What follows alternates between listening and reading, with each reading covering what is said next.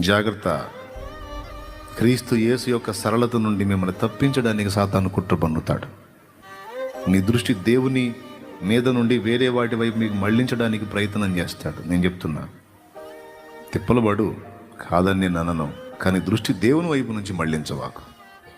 దేవునికి time ఇవ్వలేనంత busy కావాకు. దేవుడు అప్పగించిన బాధ్యత నెరవేర్చలేనంత బిజీ కావాకు. టోటల్గా దేవుణ్ణి పక్కన పెట్టి నీ స్వచిత్తానికి పరిగెత్తవాకు. అది ఎప్పటికీ నీ క్షేమకరం కాదు.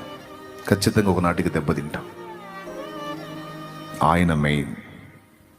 ఆయన నీతో ఉంటే ఎన్ని సుడిగాళ్ళైనా నీ పడవ మునగదు, ఎన్ని పెనుగాళ్ళైనా నీ పడవ మునగదు.